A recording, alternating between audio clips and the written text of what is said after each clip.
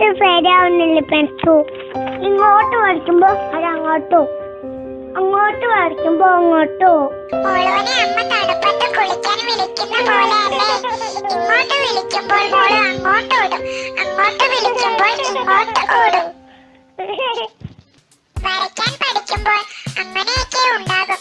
മോള് കൊച്ചു കുഞ്ഞായിരിക്കുമ്പോൾ ഉടനെ എഴുന്നേറ്റ് നടക്കാൻ പറ്റിയിരുന്നോ? ഇല്ലല്ലോ. ആദ്യം കമഴ്ന്ന് കിടക്കാൻ നോക്കും, പിന്നെ കുത്തിയിരിക്കാൻ ശ്രമിക്കും, പിന്നീട് മുട്ടിയിഴയാൻ തുടങ്ങും. അത് കഴിഞ്ഞ് പിടിച്ച് എഴുന്നേറ്റ് നിൽക്കാൻ ശ്രമിക്കും, പിന്നെ പിച്ച വെച്ച് നടക്കാൻ നോക്കും, അതിനിടയ്ക്ക് വീഴും, വീണ്ടും എഴുന്നേറ്റ് നടക്കാൻ ശ്രമിക്കും. അല്ലേ? അതുപോലെയാണ് വരയ്ക്കാൻ പഠിക്കുന്നതും. ആദ്യമൊക്കെ കുറച്ച് ബുദ്ധിമുട്ടുണ്ടാകും. തുടർച്ചയായ പരിശീലനത്തിലൂടെ എല്ലാം ശരിയാക്കും. വരയ്ക്ക് വരയ്ക്ക് വരയും തെളിയും എന്നാണ് പ്രമാണം. ഇന്ന് നമുക്ക് വക്രരേഖകളുടെ, അതായത് വളഞ്ഞ രേഖകളുടെ പ്രാധാന്യത്തെ കുറിച്ച് പഠിക്കാം. വളഞ്ഞ രേഖയ്ക്ക് ഉദാഹരണമാണല്ലോ വൃത്തം. ഒരു വൃത്തം നമുക്ക് ഇങ്ങനെ ചെറുതായി വരയ്ക്കാം, അല്ലേ? അതുപോലെ പ്രതലത്തിന്റെ സൗകര്യമനുസരിച്ച് ഇങ്ങനെ വലുതാക്കി വലുതാക്കി വരയ്ക്കാം. ആകാശം ഒരു ക്യാൻവാസായി സങ്കല്പിച്ചാൽ സൂര്യനും ചന്ദ്രനും ഒക്കെ അതിലെ വൃത്തങ്ങളാണ്. ഈ വൃത്തത്തെ നമുക്ക് പല ഭാഗങ്ങളാക്കിയാലോ? കണ്ടില്ലേ? ഇതുപോലെ വൃത്തത്തിന്റെ ഭാഗങ്ങൾ ചെറുതും വലുതുമൊക്കെയാക്കി നമുക്ക് വരയ്ക്കാൻ കഴിയും. നമ്മൾ എഴുതുന്ന അക്ഷരങ്ങളും അക്കങ്ങളും എല്ലാം നേർവരകളും വളഞ്ഞ വരകളും കൂടി ചേർന്നതാണെന്ന് ശ്രദ്ധിച്ചാൽ മനസ്സിലാകും. വക്രരേഖകൾ പരിശീലിക്കാൻ ഇതുപോലെ ചെയ്യുക. ആദ്യം ഇങ്ങനെ വലത്തോട്ട് വരച്ച് പരിശീലിക്കുക,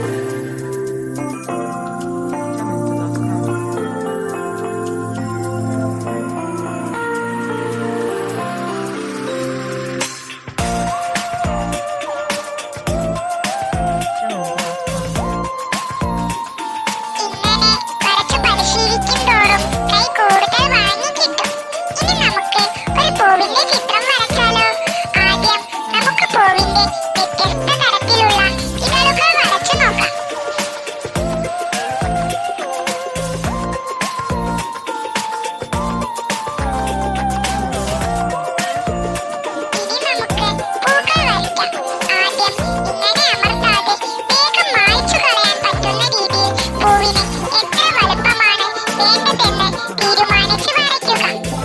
അതിനുശേഷം ഇതളുകളുടെ എണ്ണം എത്ര വേണമെന്നതിനനുസരിച്ച് നേർരേഖകൾ കൊണ്ട് ഭാഗിക്കുക.